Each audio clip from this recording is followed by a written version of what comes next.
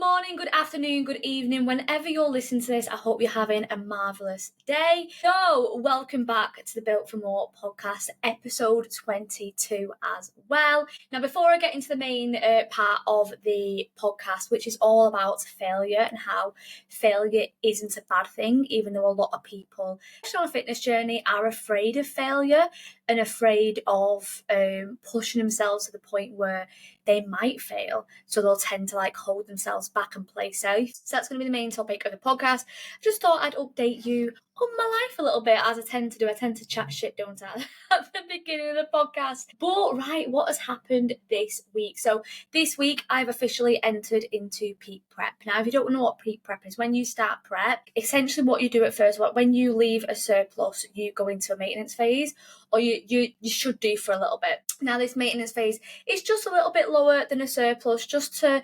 essentially get you in the right headspace, make sure that, again, your habits and routines are absolutely nailed, making sure you're neating up on food quality, trying to find that maintenance as well. Because if you've been in a surplus and you've been having off-plan meals, that off-plan meal dependent on your appetite. Now, I have quite a big appetite. So when I went into my maintenance phase, essentially the first thing that we did was just cut off plan meals. So that's all we did. And I started losing. So we essentially knew that maintenance would have actually been a little bit more than that, because on my off-plan meals, I can eat a lot. For someone who's 5 foot and I think I got to just under 60 kilograms, I can eat an impressive amount. I even went out with it was my friend Emily's birthday. She's been on the podcast before. What podcast was that actually? Episode 17, she was on the podcast. She's a competitor herself. She's a bikini pro in, oh my God, I can't remember the federation, so I'm not going to try remember the federation, but she's a bikini pro in a different federation than what I'm competing in this year. I was umming and ahhing whether or not to do that same federation this year, but I'm like, you know what, for my first season, I just want to just do the two that are the most known, I guess, in the bodybuilding industry, two bros and PCA, which I believe I've mentioned that before on this podcast. Anyway, I went out with her for her birthday, and John and her son Harry, and we went out for a meal. I think we had I can't even remember what we bloody had. I think it was chicken and chips and stuff like that. We just went to this random place in Manchester, because the place that we actually had planned to go was they were too full. They had they couldn't take walk-ins, because the whole place was fully booked, which is amazing for them. Which I'm kind of gutted about, because I didn't actually get to go to that place. Brewski it was. I didn't actually get to go to that place in my when I was in my surplus. So that's for my first off season. It's oh my God, it's my first off season, and I'm going to book it as well. I'm probably going to book it for Emma's birthday too. So Emma, if you're watching this, that's where you're going next year for your birthday meal. And I'm going to book it this time. So yeah, we tried to go to Brewski. That was fully booked. So we went to this place in Manchester. The food was still fucking banging, to be fair. And then we went to Black Milk for dessert. Now, I've been to Black Milk before. I love Black Milk, but Em and Harry and John hadn't been there before. And we got I can't even remember what I got. I think I got a blondie, a Lotus blondie or something. I think I got a milkshake as well. And Em was kind of you know what, you're pretty impressed with how much food you've eaten. And it's just I can put a lot of food away. Anyway, so yeah, took my off-plan meal. I started losing body fat. So the maintenance phase pretty much turned into a very gentle deficit. But now we're in peak prep. It's pretty much the temperature's been ramped up and it's all systems go. I say all systems go, the only change that's been made is 200 calories down on my training days. Steps are exactly the same. From this week coming, my cardio gets increased ever so slightly. So instead of 25 minutes, it's 30. Instead of 2 times a week, it's 3 times a week. And my heart rate's a little bit higher. I think it's, instead of 130, it's 140. So I'll tend to keep an eye on my heart rate to make sure it's between 140 and 145. Which will be relatively easy to do. I did actually notice last time that I did my cardio, which was on 130 heart rate, that it was a piece of piss to do. I think I was on level 2 or level 3 on the stair mill, which is great. Which means that to be on 140 heart rate, I'm going to guess that I'll be on level 5, maybe level 6 on the stair mill, which is sound, like no issue with that at all. And my first one's going to be after my upper body session tomorrow, which I am very, very excited about. So yeah, that's a little bit of an update on me today. I haven't been up too much this weekend. Yesterday was working as normal. I trained one of my online girls, which I love to do as well. Obviously I PT face to face. I love that. I have a 10-person max on my one-to-one PTs, and of course I do one-to-one online coaching. But even with my one-to-one online coaching, I do like to train with my online guys every now and again, mainly just to spend time with them, but also so I can physically see what they are doing and be there and push them through some harder sets as well. Because even though I get all my guys to send me video feedback, it's different being there in person and actually like watching, being able to push people through sets. And if they're like wanting to stop when they clearly have more in the tank, to be able to push them through that, it's just different. I like to do that every now and again when I can. Obviously it's a little bit more difficult when I'm in prep, but obviously when I'm out of prep I'm pretty much doing it like either every weekend or every other weekend. And then today I've had a day off, but it's like been a complete day. I say a day off, I'm here filming a podcast, but to me it's just me chatting shit in front of my camera. It's not really work. It's just this other bit after I filmed the podcast. It's just like the editing and the uploading and stuff, but that's like what, a 30-minute job max, and I can tend to like do other stuff whilst things are processing and loading, all of that fun stuff. But yeah, today I had a day off. I started it off with yoga, which has been the first time in 3 weeks which I've been able to go, and it was very much needed. I really, really enjoyed it. I just felt like a completely new person again when I came out of that too, which I'm looking forward to going again next week. It is part of my prep, more so for the recovery side of things, because I am a very busy person. I am a very like go person, and even though I might not come across it as like in person, I am kind of like, I won't call it a stress head, but my mind is always busy. And I think that's kind of common in people who are self-employed anyway. Like I don't know any self-employed person who's just like chill and zen. They always have something going up in the noggin. So like going to the yoga once a week is a really good opportunity for me to just like shut my brain off and just be, and just help my central nervous system just like decompress for a little bit and help me recover. And I want to keep that up all the way through prep. Maybe as I get deeper into prep, I might increase that to like 2 times a week. I'm not sure how I will feel, because it's hot yoga. I'm not sure how I will feel with that heat, so I'm just gonna go with the flow and see how I feel. Or I might add in some other recovery techniques, i.e. I know some people do like ice baths and saunas and things for recovery as well. Again, that might be an option too later down the line. If I can find somewhere that does both, that does like one-off sessions where I can go and just nip in and do like ice bath and sauna. I'm not sure if that exists, but yeah, that'll be interesting to find somewhere like that just so I can prioritise my recovery. And of course I've got sports massage. So yeah, I started off the morning with yoga, got back, had a quick shower to get kind of like the yoga sweat off me, and then me and John went for a long walk, went to the Peak District. So a bit of a drive away, because we've always both of us wanted to go to Thor's Cave. So we walked up, went to the viewpoint, had a little look over that. I'm a little bit scared of heights. That I mean, it didn't really scare me, but I was a bit like nervy at the top. And then we walked down to go to Thor's Cave. Tell you what though, like I got into Thor's Cave fine. Like yeah, I did a little bit of scrambling. I was pretty much on my ass, on my knees, getting up there, because the floor of it, I guess you could call, was like really bloody slippy. But coming down, I was fucking terrified, because like all of it coming out was fine, because it was like a little slip and slide coming out. But then the last bit, because it was kind of like a slide out, and then like by slide I mean these rocks are fucking slippy. Like, and they're probably slippier than an actual slide.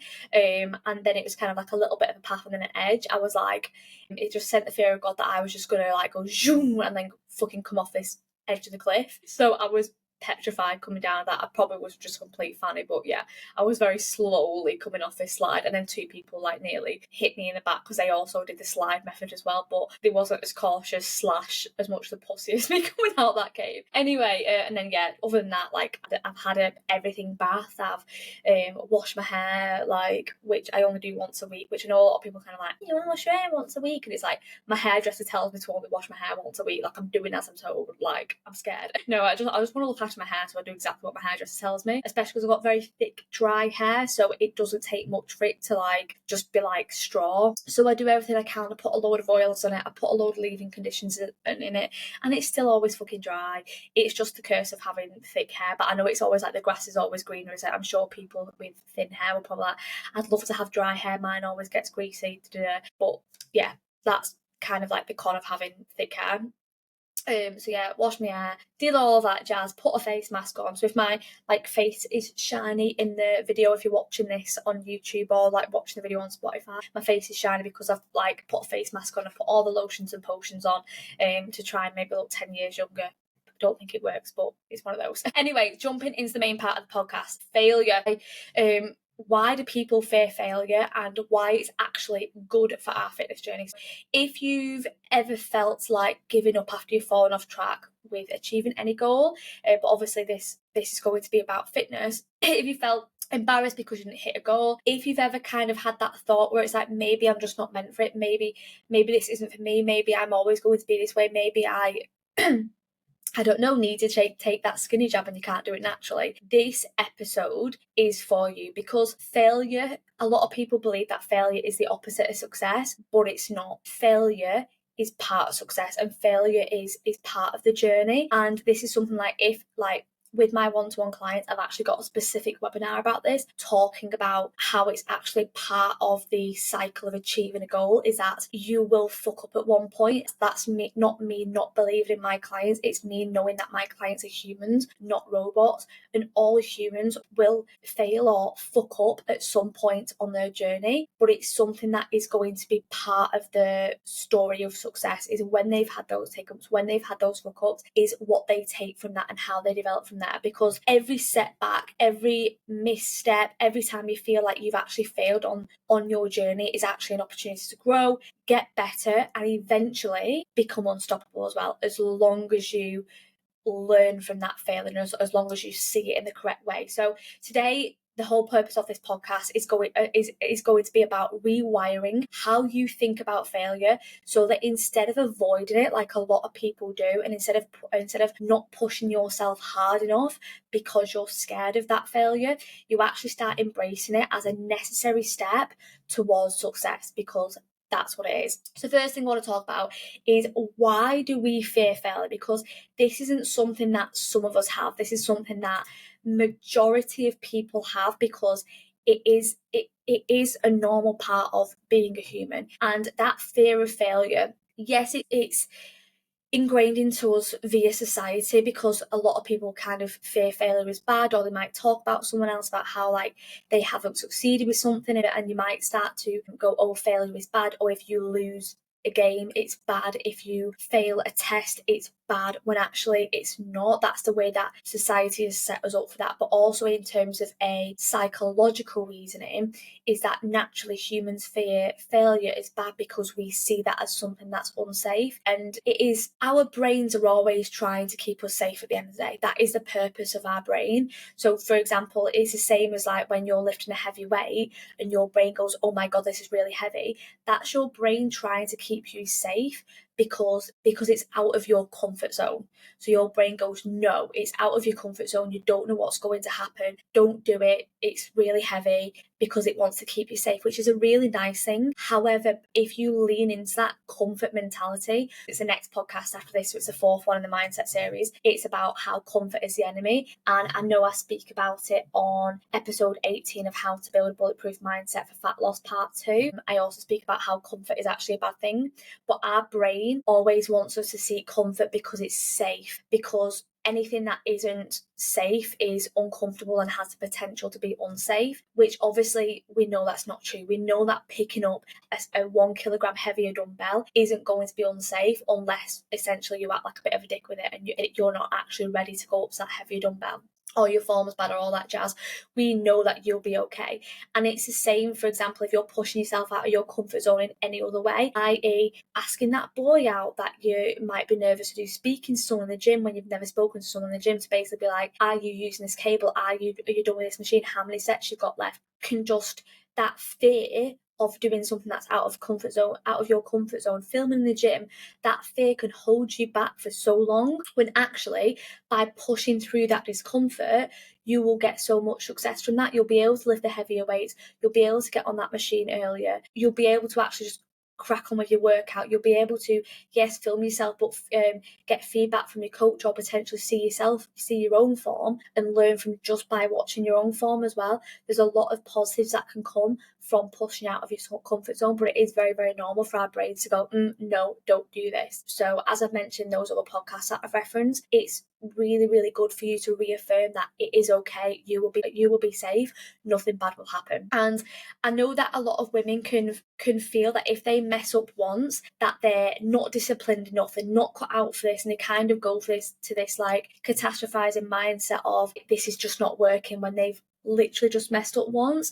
And all you need to do is just learn from that mess up, learn from that thing that hasn't gone perfect, and then just continue on with the plan, or just vocalize what's happened to your coach or whoever's helping you, if you have someone helping you, or even your partner, to potentially see that from a different perspective and make a new plan, or maybe not even make a new plan, but tweak the existing plan that you've got to make sure that it works for you. This is what I say to all my guys, especially when they start out with me, is that part of me being a coach is learning as much as possible about my clients. And even though I will set them up with their nutrition, it might not be perfect straight away. Most of the time it is, and that just comes from my experience as a coach. However, there is the odd time where I do have to tweak things, that instead of like giving someone 4 days at the gym, I go, oh no, actually you'd be better at 3 days at the gym instead of 2 days at the gym. Actually, no, we can actually push yourself out your comfort zone a little bit more and do 3. I might start them out with tracking and go, actually, for you to learn about nutrition, let's put you on a meal plan temporarily, get you learn about nutrition, get you feeling really bloody full, understanding how to balance your meals, and then take you away from that meal plan, and then of course go back into tracking. So we almost learn it. I say we do use it as a teaching tool. So yeah, like I will also do that as a coach as well. Like sometimes I might have to tweak things. Sometimes I might have to tweak exercises because an exercise might not work very well for a person, like their biomechanics or the way that movement feels. It's like, right, okay, what can we do? How can we change things? Or recently, a couple of weeks ago, I was training with one of my clients, my online clients, Lauren, and she was doing her cable abductions, and she was doing it the exact way that I demo on the video that I provide on my training app. But when I was watching her in person, her glute muscle that I was expecting to move and see, the gluteus minimus, it wasn't like firing up the way that I would expect to see with her level of conditioning. So I was like, where do you feel this? And she like tapped on her IT band, basically the side of her leg, and I was like, okay, that's not where I want you to feel it. I want you to feel it in your glutes. So I just adjusted the way that she did cable abductions. So just like, oh my god, yeah, 100% feel it in my glute. I was like, cool, that's the way that you do cable abductions. I know obviously the way that the video says to do it this way, and I know you'll probably watch people on Instagram, TikTok, in the gym do it another way, but that's the way that works for you. So again, like as a coach, I've got to tweak things too, and you can do the same on your journey. But in terms of failure, another way that I like people to see it as is when you've learned anything. Like when you learn to ride a bike, when you learn how to walk as a baby or toddler, even though you might not remember it, you might know from like your own cousins, your own kids, your siblings. When you learn to walk as a baby, you don't just stand up and walk, you stand up and you fall 100 times before you get your walk. Same with riding a bike, you'll probably fall loads. You have to use stabilizers first. The stabilizers come off, you're all over the fucking show until you learn how to ride that bike properly. Same with learning how to drive your car. You probably stalled your car loads times before you actually learned to go on the road, or like you fucked up, or you probably got a couple of bumps in your car before you learned it, before you became a good driver as well. Same with like speaking a language as well. Learn how to play guitar, you probably fucked up doing that as well. Again, that is how progress works. And dieting and fitness is also a skill that needs to be learned, and it's also going to be a skill that you will make fuck ups on. However, you need to learn from those fuck ups in order to get better, to ultimately achieve your goal, just like we've learned how to play guitar, just like learn how to ride a bike, drive a car, walk, run, all of that jazz. And it's also really important to recognise that the most successful people in fitness, in business, in life, these aren't people who have just glided through life and had it easy. These are people that have failed more than most people. A really good example of this is Thomas Edison. Now, obviously, he created the light bulb. Now, he didn't just go, oh, duh, I'll create this light bulb, amazing. He failed 10,000 times before inventing the light bulb. So he didn't get through, like, and this is 10,000 times. Imagine fucking up that much on your diet. You might fuck up that much on your diet, but ultimately it's about getting up and continue going, because he didn't hit 5,000 going, oh, I suck at this, I'm going to give up. It was like, no, I am going to do this. And ultimately he ended up finding 10,000 ways that didn't work. That's literally it. And it's a way to see it in your own fitness journey as well. And this is something that I know I referenced on the last podcast as well, but the only way to truly fail is to stop trying, is to literally stop. As long as you continue to get up, graft your fucking ass off and try again, you will succeed. 100% you will succeed. Now, as I've said pretty much all the way throughout this podcast, failure does have a really important role in your fitness journey. And the main part of it is that these are lessons to learn and improve from. So if you have missed a workout, instead of beating yourself up, maybe what you can ask is, right, okay, what can I do differently next time? How can I plan my week better to make sure that I don't miss that workout? Can I have a what if mentality of almost like thinking that something is going to fuck up during the week, that you might end up missing a workout. So can you get all your workouts done earlier than what you would plan to do? So that nothing can get in your way, because you've already foreseen that coming, that happening. If you don't get all of your steps done, maybe what it can do is that you can future bank your steps, and you can do more steps on one day, which is what I tend to do on Tuesdays, and what I tend to do on Thursdays is that I'll get a little bit more steps. So on Wednesdays and Fridays when I'm working from home, I don't have to work as hard because I'm sat on my ass most of the day. Obviously I've got my stepper pad that I'll utilise now, but honestly I don't like walking all day doing my check-ins. To get those steps. So if I can make life easier for me the day before, I 100% will do. And for example, if you've overeaten on the weekend, instead of spiraling and turning that whole weekend into a fuck it button, or the next week as well, what you can ask yourself is, what systems can I put in place in order to stay consistent? So maybe it's a case that you have ready meals in, like you have those high protein ready meals in My Protein. I'll do a high protein range as well. I know Tesco and Sainsbury's sell them too. I'm sure Morrison's do as well. I haven't been to Morrison since 1932, but like I'm sure they also do like a gym kitchen or something similar. I'm sure someone can let me know in the comments if they do a high protein range. More than likely they will. But yeah, you can get those like freezer meals in, you can have them in. You can even pre-meal prep and do an extra couple of meal preps, just shove in the freezer and keep there just in case. And again, it's having that just in case mentality. Maybe it's a case that wherever you go, you take food with you, which is what I do. And this just ensures, even if I'm not sure if I'm going to need that food if I'm out, even if I'm like, oh well, I'm only going to be out for a couple of hours and then I'm going back, I'll still take a meal out of me just in case there's traffic, just in case I end up bumping into someone and they want to go somewhere, just in case like I go around to visit a friend and I end up staying there longer than what I thought. I will take food just in case. So again, it just helps me there. You can also have regular feeding times throughout the day, which is what I choose to do. So on my rest days I eat 4 times a day. On my training days I eat 5-6 times a day, again depending on where my calories and macros are. But again, like I eat frequently to help me from overeating, because when I get those moments, because I get them too with food noise and they're dead fucking loud and it's annoying, and that my food's like, bitch, you need to eat something, I can literally look at the time and be like, I have 2 hours or 1 hour until I'm eating again. Like, I'll be fine. So this helps me stay consistent, because if I looked at the clock and let's say I'd eaten at lunch and my next meal was at 6 o'clock in the bloody evening and I had all the bloody food noise there, yeah, of course I'd go downstairs and eat the whole fucking cupboard. I'd expect most people to want to do that, and most people to not have the willpower or discipline to be able to do that. I definitely fucking don't. And that's why, like, I'll have my 12 o'clock meal or my lunch or whatever. It might not even be at 12 o'clock, but then I'll also eat at about like 3ish or like 2-3ish, and I'll also eat at like 5-6ish as well. Like, I will have regular feeding times, because like, fuck the food noise. Like, it's really difficult, and I understand that, which is why I put systems in place to help me with this as well. So yeah, going back to the start, is that the women who succeed in fitness, anyone who succeeds in fitness and business and in life, aren't people who never mess up, aren't people who don't find it hard. They're the ones that keep on going after their goals until they do succeed. Just for example, like if I'm sure you guys know my story because you listen to my podcast.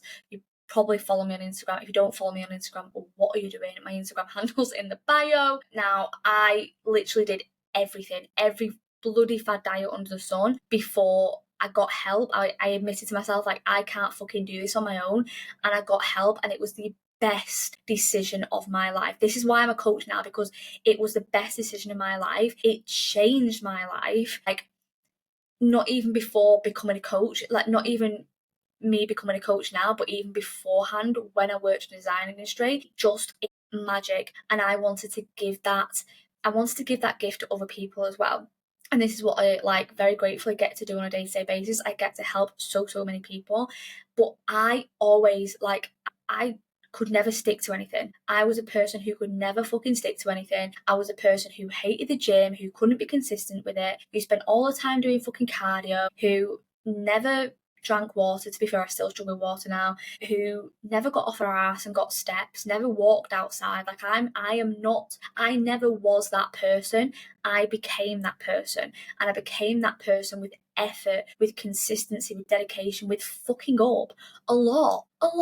Like, I've not just magically just gone, I'm going to follow this training plan and was perfect. No, I have fucked up a lot. I still fuck up. I still sometimes don't hit my protein, don't hit my water. I still sometimes might go over by like 20 calories on my nutrition. When I was in my building phase, I went over on food sometimes. I really struggled like keeping within my calories, especially when I first finished my diet, because fucking hormones were all over the show. And I didn't go, I'm just shit at this, I'm just not this person, I'm not cut out to be a coach. It's like, no, I'm going through what everyone does. I'm a normal fucking human.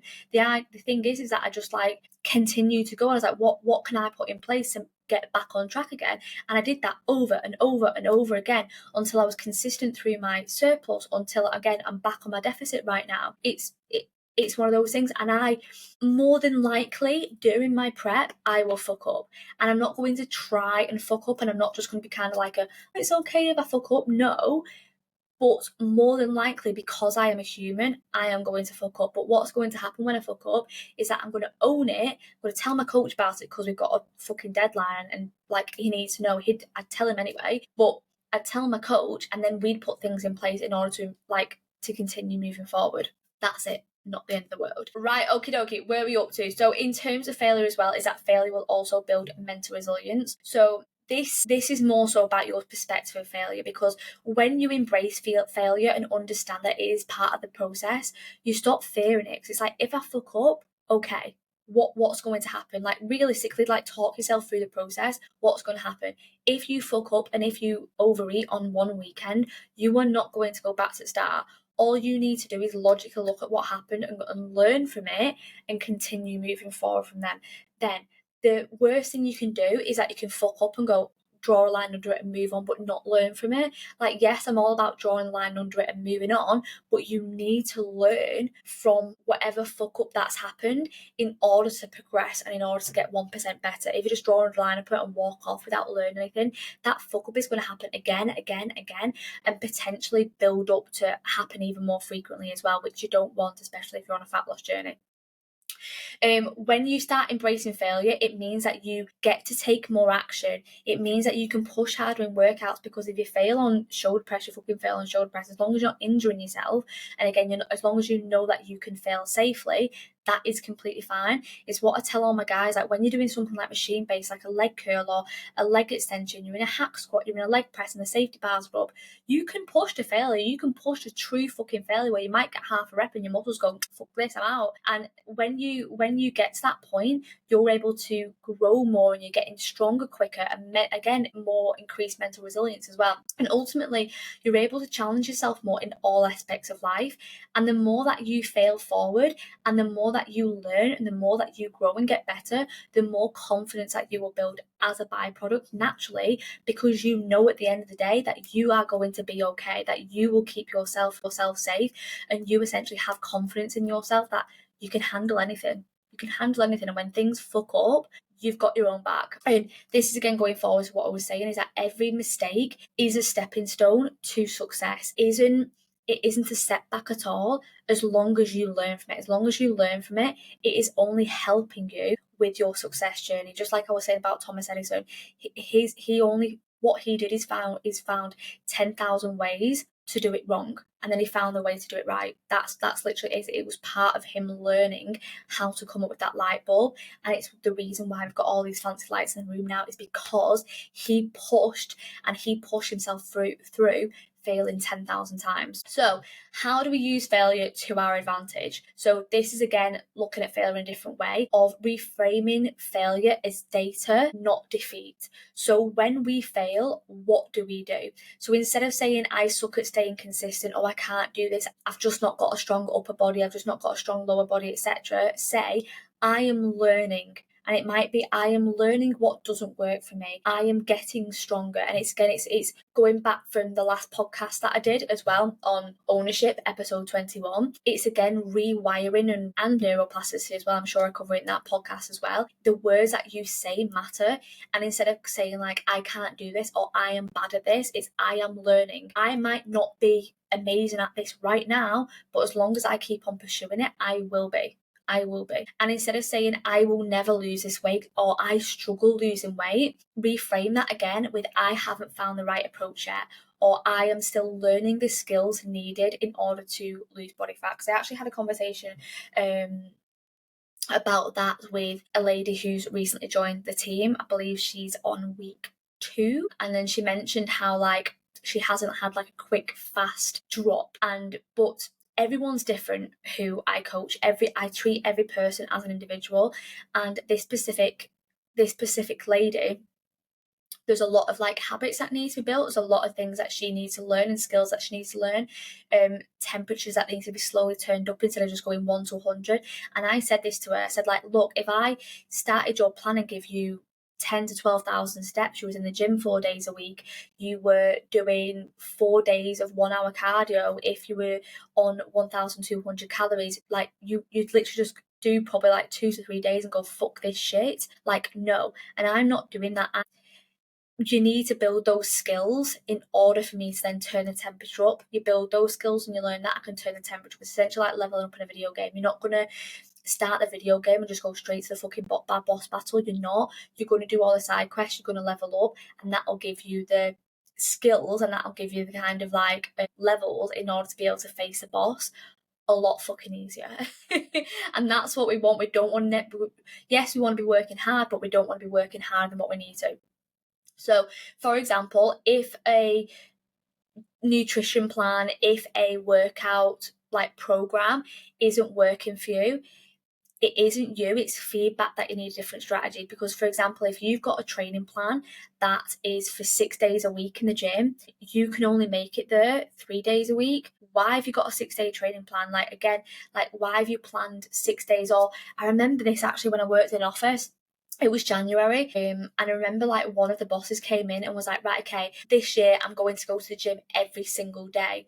And I knew as she said that in the office, I was just kind of like, you're not going to do that, because she was a busy woman. She like was really high up in the company. Like, yes, she might have been able to manage it like 5 days a week, but she wouldn't have been able to manage it every single day, because sometimes like a client meeting could pop up, sometimes like shit could hit the fan in the office and she'd have to be there. She wouldn't have been able to go to the gym, and that could, again, like it just wouldn't work for her. So she needed to find a plan, because when that did fuck up and she didn't get to go, and it ended up breaking her streak of what she was doing, she didn't end up going to the fucking gym again. And it's just, again, it's kind of like instead of fobbing it off, go, okay, maybe I can't go to the gym every single day, maybe I just go 4 times a week, and then build it up from there. That's it. And also setbacks as well means that you're pushing yourself, because if you're not fucking up, if you're not having little wobbles, you are not trying hard enough. So for example, it's like when you're in the gym, if you've not failed doing a weight, doing an exercise,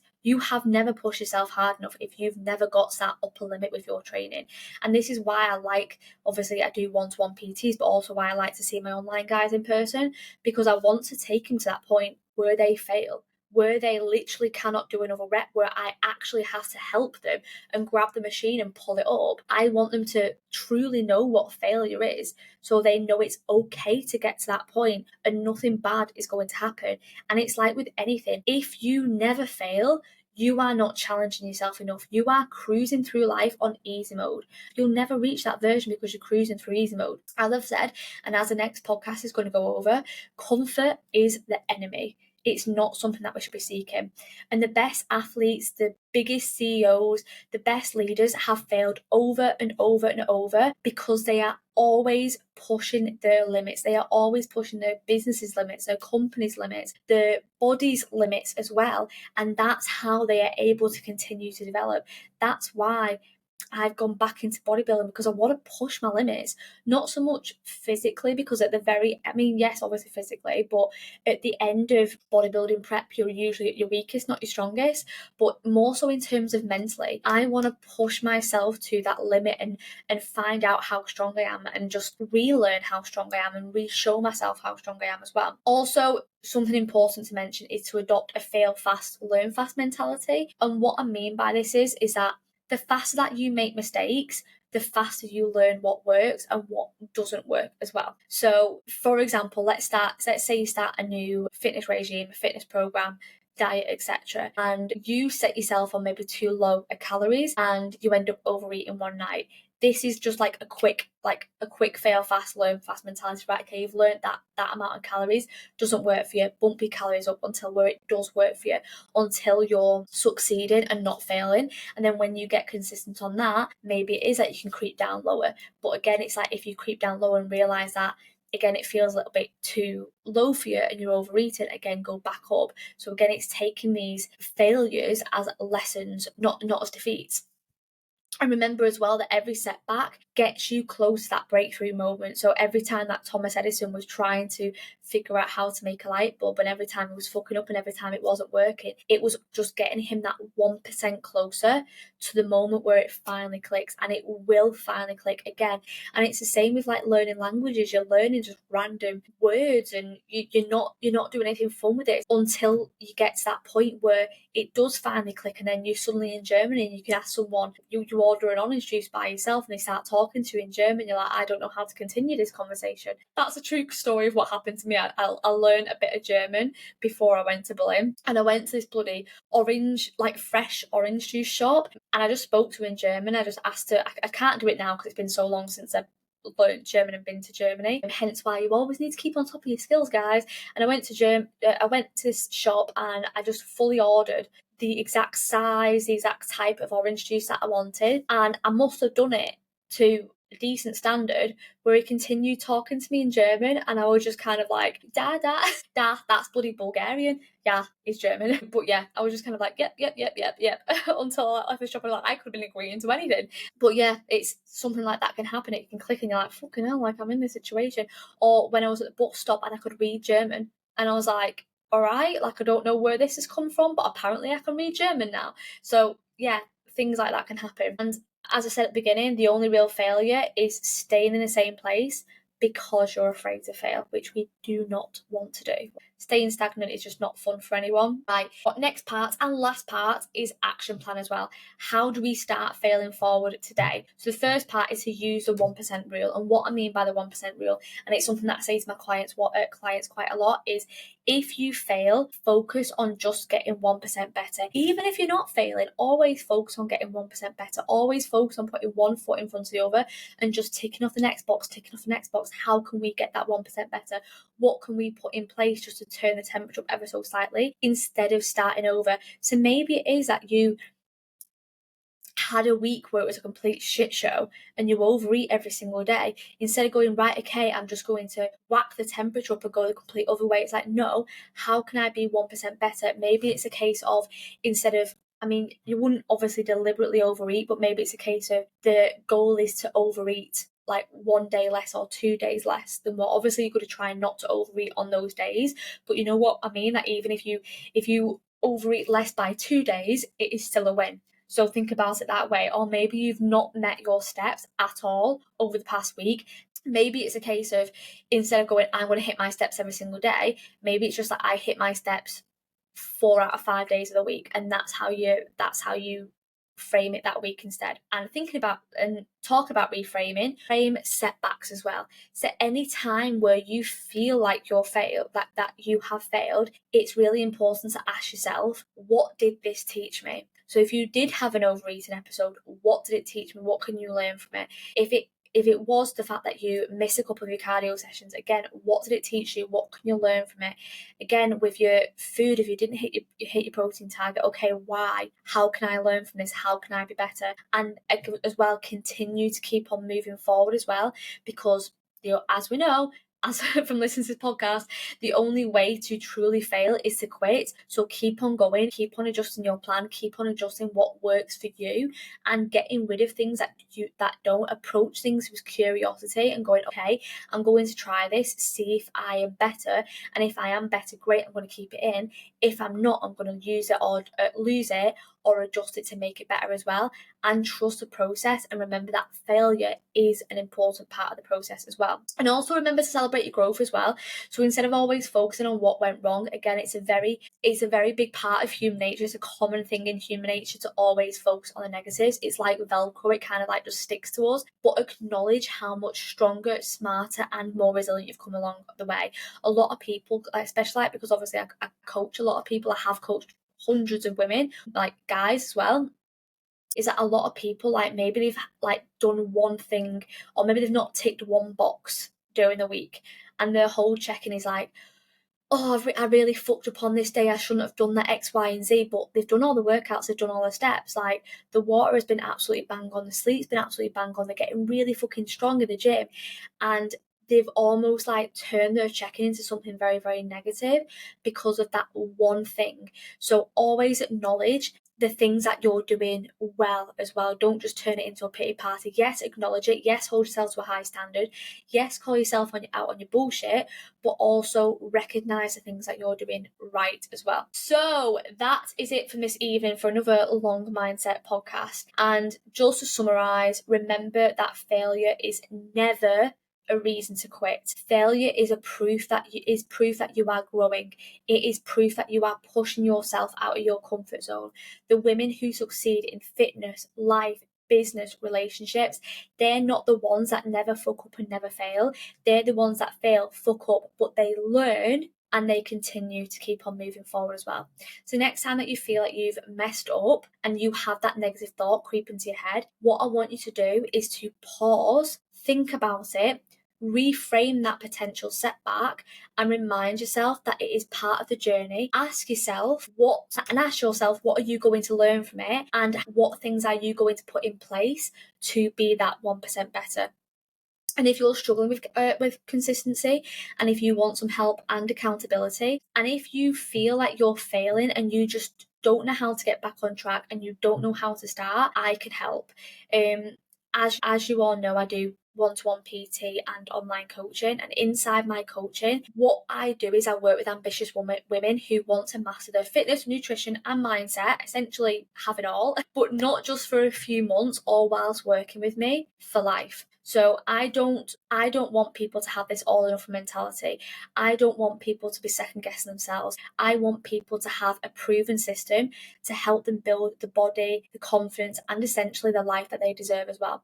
So if you're ready to take ownership, just like in the last podcast, if you're ready to fail forward and finally create lasting success, what I want you to do is to go down into the caption, get my Instagram handle, shoot me a message on Instagram with the word coach. I'll know exactly what you're on about, and I'll send you the details over about my one-to-one coaching, so you can find out everything about it. Like, nothing will be left on the table, and let's start working together, and let's start reframing how you see a failure together. And if this episode resonated with you, please screenshot this episode, take a picture if you're watching on YouTube, tag me on Instagram, so obviously I can see that you've watched it. I can have a back and forth for you to see how you found it. And if you also know of another woman in your life that you feel like this podcast would benefit her listening to, please share it with them as well.